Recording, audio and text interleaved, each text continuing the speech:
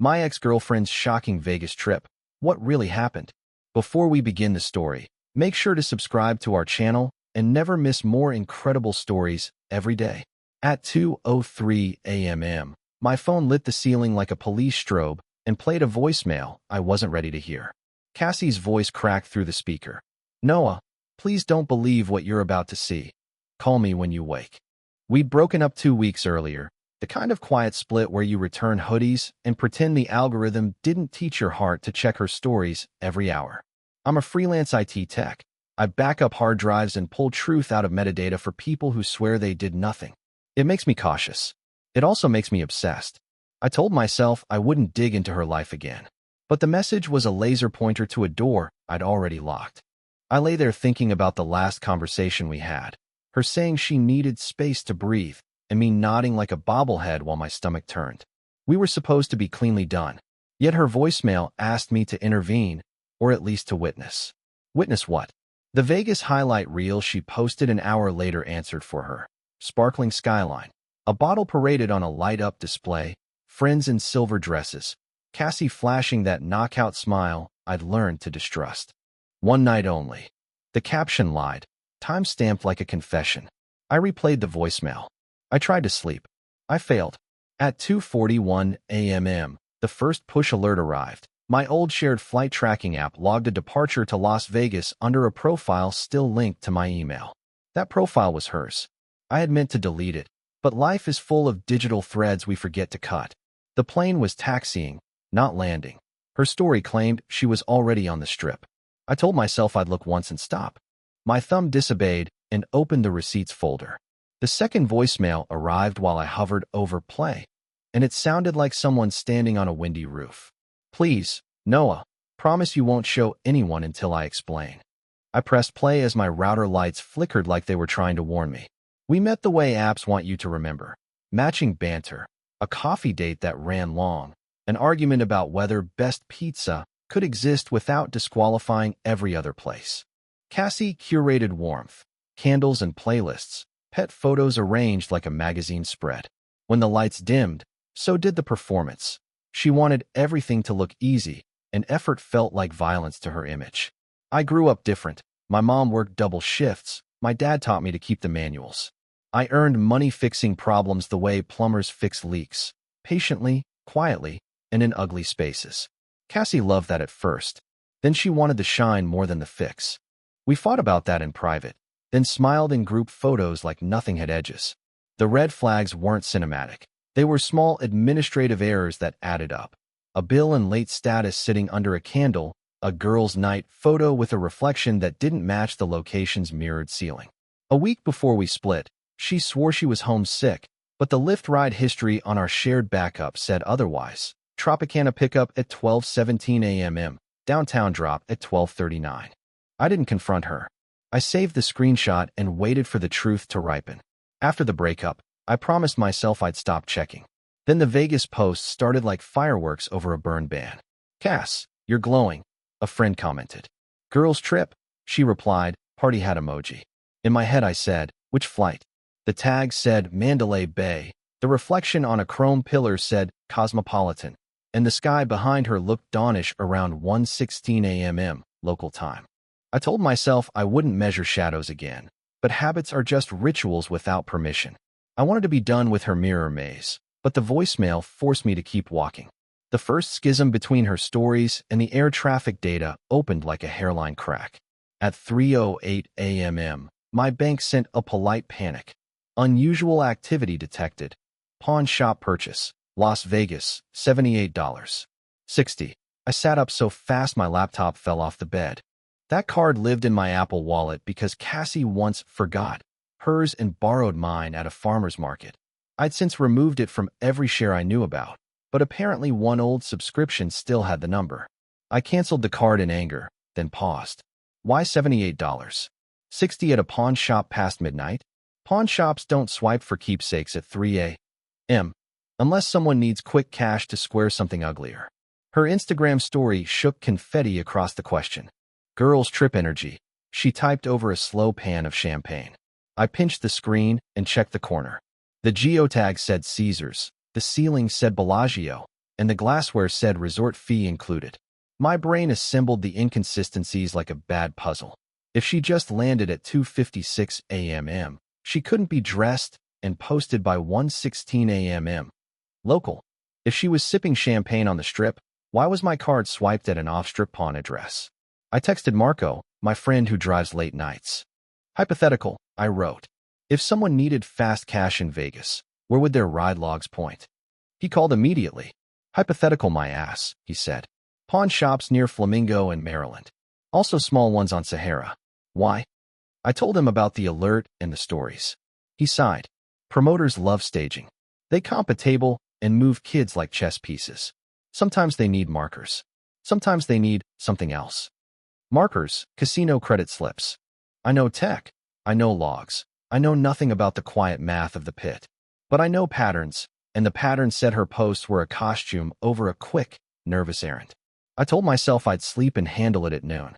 I brewed coffee at 3:20. The second the coffee dripped, an airdrop request hit with a contact name I didn't recognize. The airdrop preview showed a photo, a blurry selfie of Cassie with a glitter-smeared stranger, both holding a bottle with a sparkler. The metadata, what little survived compression, said 2:31 a.m., but the GPS field was zeroed out. The sender's name was J717, maybe a promoter handle, maybe a burner. I declined the transfer on instinct and wrote the name down like it could anchor the chaos. Then a rideshare receipt landed in my old email from a driver I didn't know. Pickup 2:17 a.m. Tropicana, drop 2:24 a.m. Maryland Parkway. 7 minutes. That stretch at night is fast, but not magic. It pointed at a row of shops where nobody films by choice. I pulled up her story again. She posted at 2:28 a.m. from a high-limit room according to the decor, but the wall sconce design belonged to another property entirely. I zoomed on the reflection caught in a glossy black frame and saw a man's sleeve with a chevron tattoo and a host lanyard. My stomach wrote the equation before my mouth could. My phone buzzed with a rumor from a mutual friend. Heard she met a promoter last month. Something about comp suites if they bring enough people. I typed and deleted 3 replies, then called Alyssa. She worked as an analyst for a major strip hotel, and she liked facts more than flattery. Off the record, I said. Hypothetical guest is posting from your property and another at the same time. Hypothetically, she said. Hosts bounce people between properties when comps are stitched together. But key logs tell the truth. She lowered her voice. And if someone took a marker, the cage will have a time. I asked how one gets key logs. She exhaled. You don't, unless someone trusts you. She paused, then added, send me the screenshots. I'll tell you if the furniture lies. Before I could send, a new message from an unknown Vegas number arrived. You don't know the whole story. Meet her before you decide. I stared at the text until the typing bubble appeared like a fuse that wouldn't quit. By morning, our group chat had split like a cell under a microscope. Jess posted, let her live, and 3 hearts stacked under it like shields. Omar wrote, Vegas eats amateurs, which was a sentence shaped like concern but stained with judgment. Marco called again and didn't bother with hello. If she's with a promoter named J anything, be careful, he said. They trade favors like currency. That includes pictures, bodies and chairs, and sometimes silence. I don't want to be her hall monitor, I said. We're done. Then why are you tracing her receipts at dawn? He asked, and let the silence answer. I sent Alyssa the screenshots. She replied faster than I expected. That high-limit shot is not our property. It's either comps piggybacked or someone staging with a random room. The bottle service shot shows a table number that belongs to a sister venue. Also, that pawn charge. It's near a shop that sometimes handles jewelry against markers. Hypothetically, I said, what happens if the marker bounces? Collections, she said. And leverage. That's why your voicemail sounded scared. The voicemail, right. I played it again. Wind, shallow breathing, Cassie whispering. Please don't believe what you're about to see. About to see? The story was already out. Unless she meant something scheduled, something cued to post on a timer while she did something else. I recognized the rhythm of automation. I set schedules for clients. An influencer learns the same tricks for different reasons. Leave it, Jess texted privately. You always read too much into nothing. I typed, nothing doesn't leave receipts, and deleted it. Alyssa pinged back with a single line. If you want truth, meet me by the employee entrance at 6. I told myself I wouldn't go, but habit buckled my stubbornness like seatbelt webbing. As I grabbed my keys, an unknown number called and let it ring twice, like a signal. The desert sun backed me into shade by the employee entrance where deliveries hissed and carts sang their squeaky wheel songs. Alyssa walked out with a neutral smile and a tablet hugged to her chest. You didn't get this from me, she said, tapping the screen. But I can tell you what the furniture and the timings say.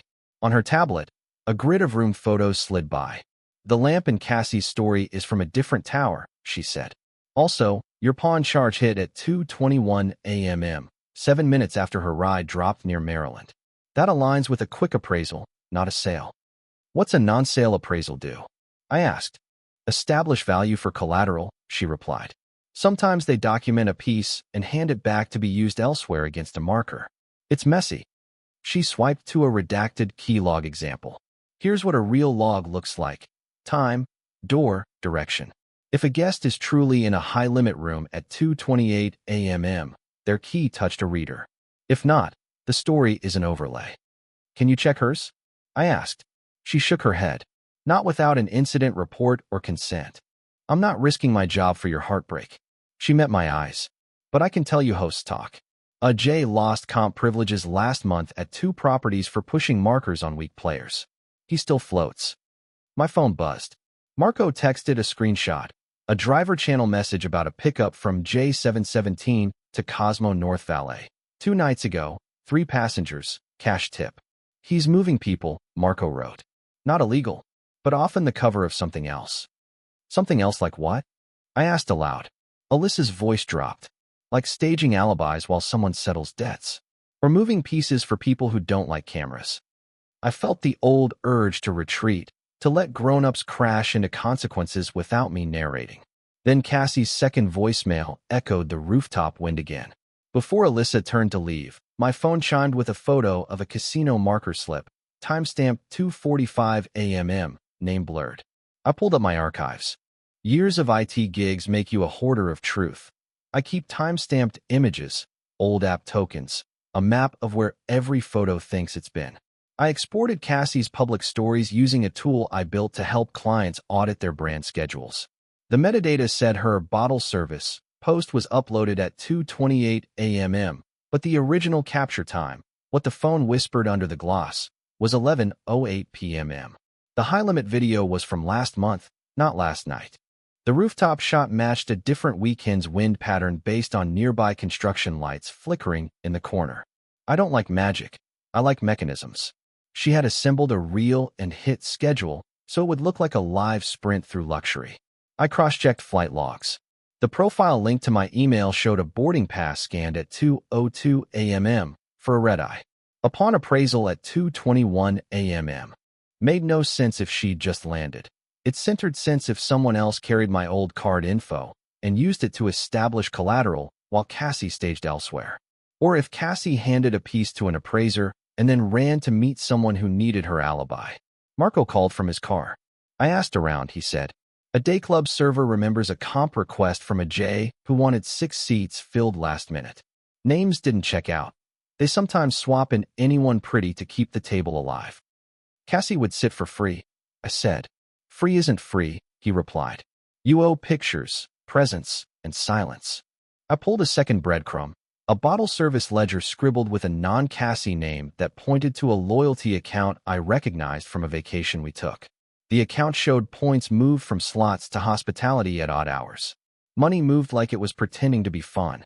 I told myself to stop. I exported one last thing. Her location history blur at 2:35 a.m. The blur pointed to the roof of a garage where people don't film unless they're hiding. I reached the garage rooftop and recognized the wind in the voicemail. It pressed against my jacket like a hand.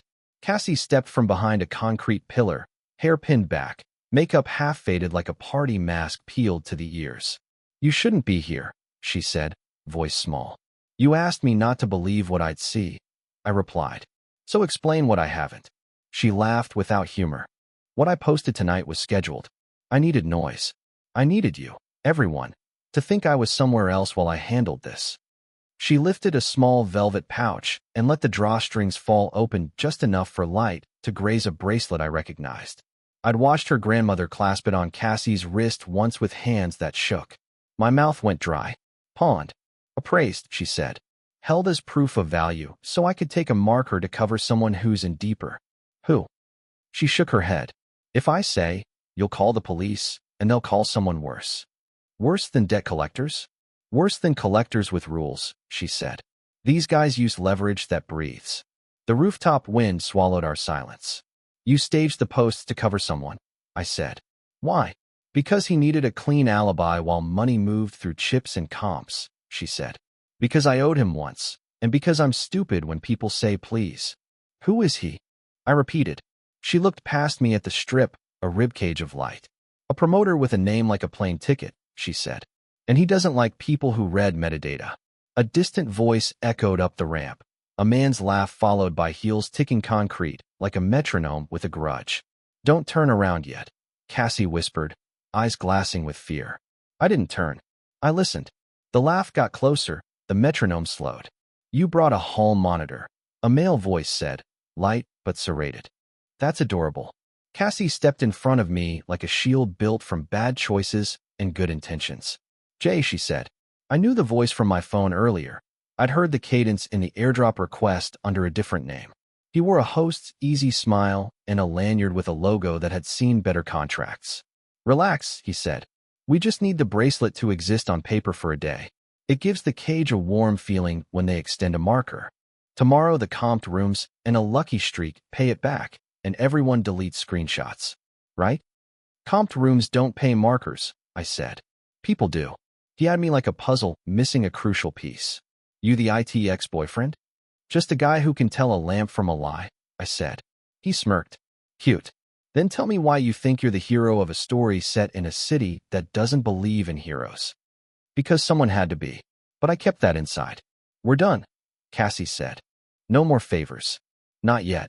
Jay replied, smile cooling. A seat just opened with a high-limit friend. Cassie sits, posts happy nonsense, and we're even. Or, I said, we document everything and let compliance decide. Something flickered across his face. Calculation, then annoyance. My phone buzzed. Alyssa's text. Cameras don't like rooftops. If he moves you, follow. I'm watching the logs. Cassie squeezed the pouch like a prayer. Noah, please. Just 1 hour. I had a plan forming. Record the call, capture the ledger, route a copy to a compliance inbox that timestamps truth. Before I could lay terms, Jay's phone rang, and he turned away just enough to reveal a handful of chips like promises. We met an hour later on the roof deck of a mid-tier property, where the music was loud enough to blur words and the view was convincing enough to distract a conscience. Cassie kept near the glass, breathing like she'd climbed a staircase underwater. Jay talked into his phone with the nonchalance of a man who had learned that confidence was camouflage. I recorded my screen, logged time codes, and watched Cassie's hand tremble around a club soda. Alyssa texted, if he routes you through the compliance hallway, I can meet you at the end. Don't provoke him on camera. Let the receipts speak. Jay ended the call and faced us. Okay, he said. Here are the rules. We sit. We smile. We take 2 photos that go public. Then the cage extends grace, and this little midnight school project ends. Understood? Add 1 rule, I said. We document the marker, and Cassie's not the signatory. He laughed. You think the cage lets tourists dictate terms? I think the cage likes solvable problems, I replied, holding up my phone with the time-lapse of the pawn appraisal, rideshare logs, and his own airdrop request queued like dominoes. And I think solvable problems look better than patterns with names attached. He looked at Cassie. You told him too much. She told me enough, I said. Enough to know this spills unless you stop now. The music swallowed a few beats of his silence. Fine, he said at last. She sits for the photos. No signature. The bracelet stays collateral. Then we're done. Done means no more midnight favors, I said. He flashed a grin that didn't touch his eyes. Done means done, he said. Until someone reopens the tab. Alyssa's final text lit my screen like a flare. Compliance room ready. If he balks, walk there now. Jay's smile faltered when he saw me smile back, without any warmth at all. We moved toward the inner hallway where the carpet changed from party to paperwork. The compliance office was a beige submarine of rules. Even the air smelled like forms. Alyssa was waiting at the end with a badge that looked like permission and a comm that felt like a seatbelt. "Evening," she said mildly. We had an alert for unusual comp activity tied to overlapping room logs. She glanced at Jay without focusing. "Mind stepping into the room so we can align facts?" Jay's swagger shrank half a size. "I'm just a guest," he said. "Hosts say that when it's convenient." Alyssa replied, opening the door. "This won't take long." Inside, a screen waited like a judgment day. "We'll pull projected charges and key logs," Alyssa said. "Mr. Jay," he said, then added a surname that sounded borrowed. I kept my voice calm. "I'll provide context." I placed my phone down, screen recording still running, and read off timestamps like I was narrating a surgery.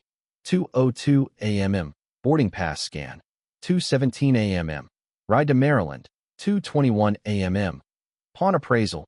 2:28 a.m. Scheduled post uploaded from old footage. 2:45 a.m.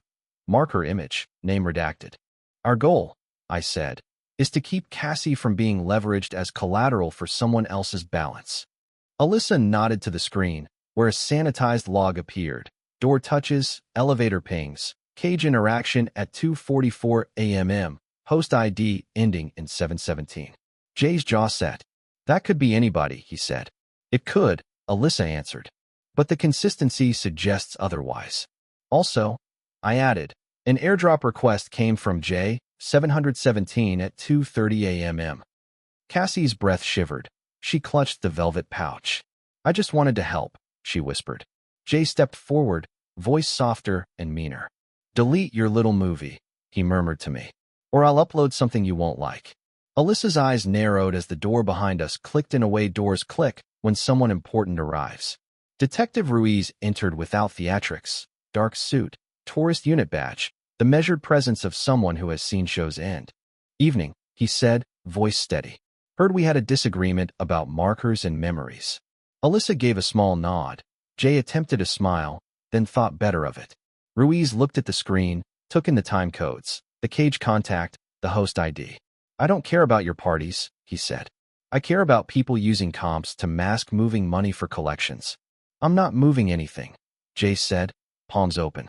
"Then you won't mind if we keep the marker on file under your name," Ruiz replied.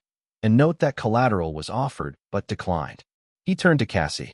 "You signed anything?" She shook her head. "No, I sat for stage photos." He nodded once. "Foolish, not criminal. Yet." He faced me. "You recording?" "Yes," I said. "For my memory." "Keep it," he said. "But if you post, blur everyone not paid to be famous." He leaned close to the screen. "We've had complaints about a host using alibis to cover debt chasing. If that's you, congratulations, your circle got smaller." Jay swallowed a retort. Ruiz continued, "Here's the offer. We log this. Cassie returns the collateral to her grandmother's wrist, and you, Jay, step away before your privileges evaporate citywide." Jay's silence was an answer shaped like a tantrum he couldn't afford. He finally managed, "We're good." "Good is a boring word," Ruiz said, signaling to Alyssa to end the session. "Be boring for a month." We stepped out. The hallway felt wider, like the building exhaled relief. Cassie looked smaller and more human. "Thank you," she said to no one and everyone. Jay walked past us, smile replaced by stone, and whispered something that didn't sound like surrender. He said, almost tenderly, "You just made yourself interesting to the wrong people, Noah." By morning, the highlight reels hit a wall called context. The promoter's circle quietly lost a comp at one property. A whisper network began to hum with words like cut off and watch list. Alyssa texted, "He's paused. Don't assume stopped." Marco called with an update. One of his drivers says the phones went dark. In our friend group, the story mutated faster than truth. Jess posted a sub-tweet about men policing joy, and 3 people unfollowed me like I'd hosted the desert. Clients noticed too. A small business asked if I was in drama, which is how people say they don't want heat near their invoices. I explained less than necessary, more than comfortable. 2 gigs delayed, until next quarter, and my inbox sounded like dry leaves. I paid the month's rent and felt the math lean on me. Cassie texted a photo of the bracelet back on her grandmother's wrist. "I'm sorry," she wrote. "I thought I could fix something by pretending it wasn't broken." I typed, "Pretending is a loan with bad terms," then sent, "I'm glad she has it back." Alyssa called from a stairwell where echoes make honesty cheaper. "He won't forget you," she said. "But he also won't risk cameras for a while. That buys you quiet." "Quiet is expensive," I said. "I'm paying with friendships and gigs." "Then don't pay with your sleep," she replied. "Draw boundaries." Marco swung by with coffee and a look that meant he'd say the hard thing. "You wanted closure," he said. "You got consequences. Would you do it again?" I thought about the rooftop wind, the pouch, the hallway. "Yes," I said, "but I'd call sooner." He nodded, then stared past me. "Heads up," he said. A car I don't recognize just idled too long outside. The engine cut, and a door clicked shut like punctuation that didn't fit. I started therapy the next week. My therapist had a plant that looked unkillable and a gaze that wasn't. "You collect proof like armor," she said. "But armor is heavy. What would it look like to set some of it down?" I tried. I set phone limits, turned off memories, and created a rule folder labeled "Do Not Open After Midnight." I wrote conditions in a note titled Rescue Protocol, and the first line said, "No rescues without consent in writing." Cassie texted twice more. The first message said, "I'm taking a social break," which felt like the quietest miracle. The second said, "Thank you for drawing a line," which felt like a new language. We agreed not to become each other's after-hours emergency contact. Alyssa sent a polite, distant update. The host ID that matched 717 no longer appeared on her logs. "Boring month achieved," she wrote. I replied with a thumbs up that meant gratitude and relief braided together. Marco made me drive his route one night just to feel the city become background. "See," he said as the strip blurred. "It's just lights and mistakes. You don't owe either a confession." I resumed work. A client appreciated my discretion and referred to more. I slept. The bracelet appeared once on Cassie's feed, on her grandmother's wrist, captioned with a cookbook recipe and nothing slick. I didn't like it. I loved it. One evening I stood at the overlook where the city thins into desert. I left my phone in the car, hands empty. The wind arrived without agenda. I practiced being boring under a sky that didn't care what trended. The headlights parked beside mine did not belong to Marco, and the driver didn't get out immediately. I stayed at the overlook until the skyline softened from diamonds to dust. Ruiz didn't show. No one did. It was just the wind and the low hum of a city that never apologizes. I thought about the bracelet back on a grandmother's wrist, about Alyssa choosing rules over spectacle, about Marco making sure I ate breakfast after nights that took too much. Mostly I thought about Cassie, how fear had taught her to schedule a prettier life, and how evidence, not anger, finally broke the spell. I drove home with the radio off and made simple choices. I archived the recordings, labeled them, and placed them in a folder that only lawyers in daylight could open. I texted Cassie one sentence, "I'm glad you're safe. Please keep it that way," and set a boundary I could live with. Then I scrubbed my devices of shared tokens, rotated every password, and deleted the last app that knew too much about both of us. Quiet arrived like a guest who knocked first. Work crept back in honest increments. A bakery's crashed register, a contractor's corrupted drive, a choir director's lost scores. Fixing small, ordinary problems felt like rinsing smoke from my lungs. On Sundays I walked without my phone and let the world be undocumented. I kept therapy, kept the rescue protocol taped inside a desk drawer, and kept my promises to myself. Here's what I learned, and what I'm keeping. Appearances are loud, but timestamps are honest. Love without boundaries becomes leverage, and no city can make you gamble with your dignity if you won't buy chips. If you ever find yourself scrolling through someone's perfect night while your gut lists the gaps, pause, sleep, and then check the facts in daylight. Choose what protects your future, not what flatters your fear. When morning finally spilled over the strip, it looked less like temptation and more like clarity, and that was enough.